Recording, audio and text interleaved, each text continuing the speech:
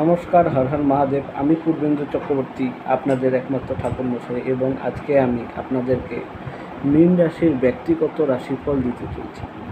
তো এবছর মোটামুটি আপনাদের দৈহিক অবস্থা কিন্তু ভালোই যাবে, কিন্তু এই যে জ্যেষ্ঠর পরে কার্তিক মাসের দ্বিতীয় সপ্তাহের থেকে ফাল্গুনের তৃতীয় সপ্তাহের মধ্যে কিন্তু আপনাদের দেহ কষ্ট হতে পারে এবং আপনাদের স্বাস্থ্যের কিন্তু হানি হতে পারে। যারা স্ত্রী আছে তাদের স্বাস্থ্য কিন্তু ভালো যাইবে, এবং যাদের ভাইদের স্বাস্থ্য কিন্তু ভালোই যাবে। এবং এবছর আপনাদের এই যে জ্যেষ্ঠর পরে যে কার্তিকের দ্বিতীয় সপ্তাহের থেকে কিন্তু ফাল্গুনের তৃতীয় সপ্তাহের মধ্যে কিন্তু আপনাদের কিন্তু শরীরের কিন্তু ডিস্টার্ব দেহহানি হতে পারে। এবং এবছর আপনাদের কিন্তু মীন রাশিদের জন্য সুখবর, কেন কি এবার আপনাদের ধন লাভের কিন্তু যোগ হচ্ছে, এবং যারা বিদ্যার্থী আছে তাদের পরিণাম কিন্তু এবার ভালোই হতে চলছে, ফলাফলটি কিন্তু ভালোই হবে। এবং স্ত্রীর স্বাস্থ্য ভালো হলেও কিন্তু আপনাদের জুলাইয়ের দিকে কিন্তু খারাপ হতে পারে। জুলাইয়ের দিক থেকে নভেম্বর পর্যন্ত কিন্তু খারাপ হতে পারে, এবং সে খারাপের প্রতিকার আছে। আপনারা কিন্তু শুভ ধাতু যারা আছে, শুভ ধাতু আপনাদের মীন রাশির জন্য কিন্তু ক্যাটস আই, এবং সেটার মালা পাওয়া যায় 108টি মালার জপ, এবং সেটা কিন্তু আপনারা ধারণও করতে পারেন।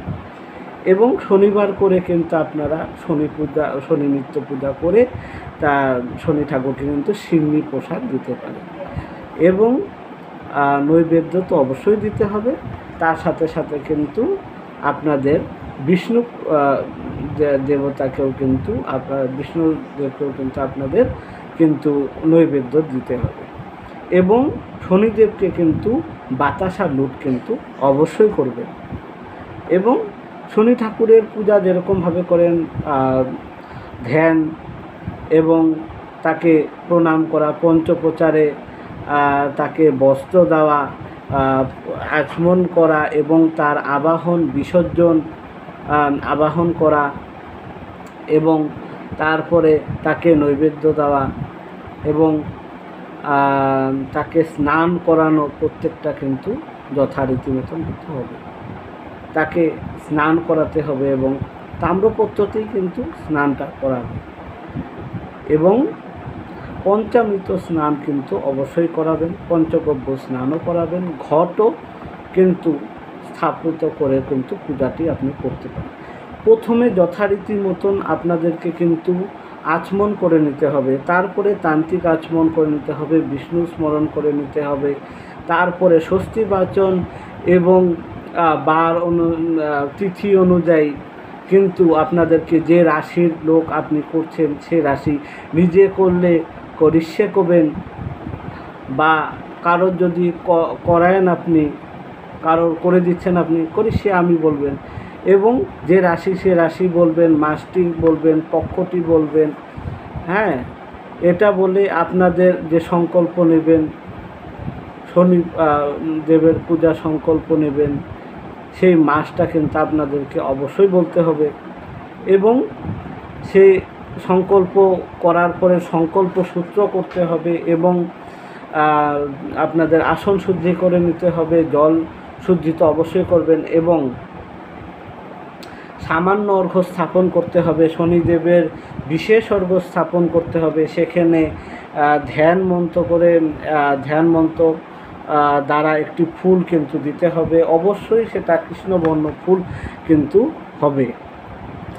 এবং আপনারা কিন্তু এর মধ্যে যখন শনির পূজা করবে অবশ্যই একটা ফুল কিন্তু কালী ঠাকুর কিন্তু অবশ্যই দিয়ে দেবেন, এবং শিবের ধ্যান করে নিতে হবে, পঞ্চপ্রচারে শিবাদি পঞ্চদেবতার ধ্যান করে নিতে হবে, বিষ্ণুর ধ্যান করে নিতে হবে, গণেশকে ফুল দিতে হবে, গণেশের পঞ্চপ্রচারে পূজা করে নিতে হবে। পঞ্চদেবতার কিন্তু পঞ্চপ্রচারে পূজা করে নিতে হবে। তারপরে যে দেবতার পূজা আপনি করছেন শনি ঠাকুরকে কিন্তু অবশ্যই স্নান করাতে হবে। স্নান করিয়ে এবং তাকে শুদ্ধ স্নান করাতে হবে। তাকে অষ্টগন্ধ দিয়ে কিন্তু স্নান করাতে পারেন এবং ঘটে কিন্তু আপনারা ঘট দ্বারা কিন্তু পূজা করতে পারেন। এখন এরপরে আপনাদেরকে কিন্তু সেই ঘটকে স্থাপন করতে হবে এবং সেই কাণ্ডটা কিন্তু স্থাপিত করতে হবে, সূত্র বেষ্টন করতে হবে এবং যথারীতি মতন কিন্তু শনিদেবের পূজা কিন্তু করে নিয়ে আপনাদেরকে এরপরে আবাহন করতে হবে। আবাহন করার পরে তাকে স্নান করাতে হবে, তাকে একটি ফুল তার পদচরণে দিতে হবে এবং তাকে রজত আসন কিন্তু অবশ্যই দিতে হবে।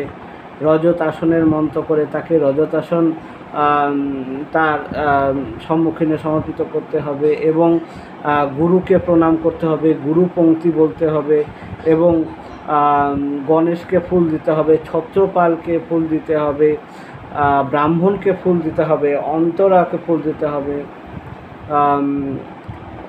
অন্তরায় নম, ওং তৎপশ্চাৎ ছত্রপাল্যায় নম, ওং বামে গুরুদেবায় নম, এটি কিন্তু বলতে হবে। আর এবং দক্ষিণ দিকে আপনার দক্ষিণ দিকে কিন্তু একটা লাল ফুল অবশ্যই গণেশকে কিন্তু দিবেন এবং তার শনি ঠাকুরের ধ্যান করে নিতে হবে।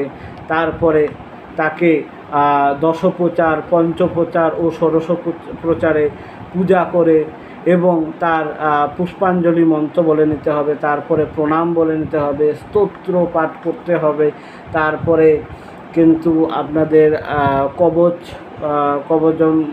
মন্ত্র বলে নিতে হবে, সেটিতে কিন্তু আপনাদেরকে ফুল দিতে হবে। আপনারা যদি চান যজ্ঞ করতে তো যজ্ঞও করে নিতে পারেন আপনারা এবং এভাবে তারপরে আরতি করে কিন্তু আপনাদের পূজা সম্পন্ন করতে হবে এবং সেই আরতির কিন্তু প্রত্যেকটির কিন্তু মাথার মধ্যে ঠেকাতে কিন্তু অবশ্যই হবে এবং শনি ঠাকুরকে প্রসন্ন করার জন্য ওনার কিন্তু যেটুকু আপনি পারেন সেটুকু কিন্তু আপনাকে করতে হবে এবং তাকে সিন্নি প্রসাদ দিতে হবে, পঞ্চদেবতাকে প্রসাদ দিতে হবে, তাকে নৈবেদ্য দিতে হবে, খিচুড়ি বা কোনো যদি ভোজ্য আপনি দেন তো সেটা আপনি দিতে পারেন ও আপনারা কিন্তু তেলে ভাজা যেমন লুচি, আপনারা পায়েস দিতে পারেন বা যে কোনো আপনাদের কিন্তু অন্ন পরমান্ন পায়েস অবশ্যই দেবেন এবং এটা পূজা দিয়ে তারপরে কিন্তু আপনাদেরকে কিন্তু আরতি করে কিন্তু সেই আরতির কিন্তু আশীর্বাদ সবার সেই ধূপের শেষ কিন্তু সবার মাথাতে কিন্তু ঠেকাইতে হবে। এরপরে মীন রাশির এটা করার পরে আপনারা কিন্তু শনিদেবের ঘটে কিন্তু অবশ্যই কিন্তু আপনারা নীল বস্ত্র কিন্তু অবশ্যই দেবেন এবং শনি ঠাকুরের যে ধুতিটা হবে ও গামছা দিতে হবে সেটা কিন্তু আপনার নীল বা কিন্তু সাদাও দিতে পারেন, কিন্তু সেখানে কিন্তু শনিদেবকে সেই বস্ত্রটা কিন্তু নিবেদন করতে হবে এবং আপনারা নীল ফুলের বা নীলকণ্ঠ ফুলের করতে পারেন বা সাদা ফুলও কিন্তু আপনারা দিতে পারেন। ফুলের অভাবে কিন্তু আপনারা দিতেই পারেন এবং সেই তিল কিন্তু আপনাদেরকে কিন্তু দিতে হবে এবং অবশ্যই কিন্তু সুগন্ধ ধূপ দ্বীপ কিন্তু অবশ্যই দিতে হবে এবং সেই ধূপটা যে দিবেন সেটা কিন্তু শনি ঠাকুরের নাম করে কিন্তু অবশ্যই দিতে হবে, সেটার মন্ত্র আছে, সে মন্ত্র মধ্যে কিন্তু আপনাদেরকে দিতে হবে।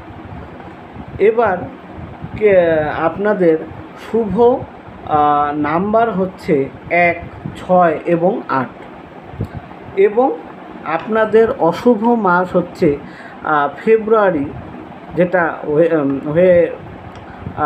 হয়ে গেছে এবং সেটা আপনাদের কিন্তু অশুভই ছিল এবং আপনাদের জুলাই মাস এবং নভেম্বর মাসটা কিন্তু আপনাদের কিন্তু অশুভ কিন্তু যাবে। এবং এই মে মাসটা আপনাদের কেমন যাবে, বা এই মে মাসটা কি আপনাদের ভালো যাবে না খারাপ যাবে, সেটার ইয়েতে আমি বলতে চাই যে এবার এই 13 তারিখে, গত 13 তারিখে কিন্তু বৃহস্পতি মিথুন রাশিতে কিন্তু প্রবেশ করেছে 13 তারিখ, ও তার প্রভাব কিন্তু এই মাসটা অবশ্যই প্রভাব ফেলবে, এবং পরের মাসের আধাতে কিন্তু এটার প্রভাব কিছু কিছু কিন্তু থাকবে। এবং তার জন্য কিন্তু মীন রাশির কিন্তু অশুভ হবে। কেন অশুভ হবে? কেন কি গোচর শুদ্ধি এবং চন্দ্র শুদ্ধি কিন্তু মীন রাশি, কর্কট এবং মেষে না থাকার জন্য কিন্তু অশুভ রয়ে গেছে।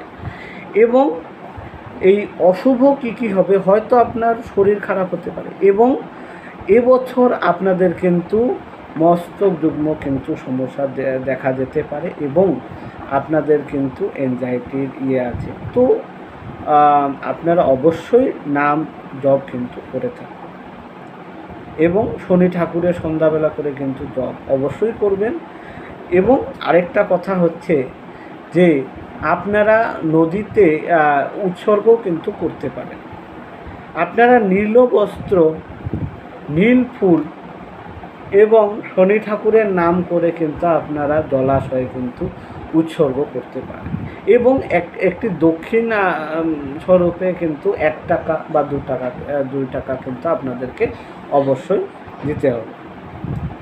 এবং এটা করলে কিন্তু আপনাদের যে প্রভাবটা, অশুভ প্রভাবটা, সেটা কিন্তু অবশ্যই কম হবে।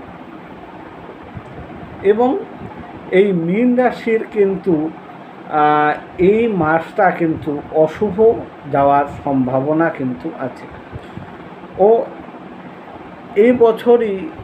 এবছরে কিন্তু আপনাদের কিন্তু সদ্গুরু পাওয়ার কিন্তু যোগ আছে, এবং আপনাদেরকে কিন্তু খুব সাবধানে কিন্তু থাকতে হবে।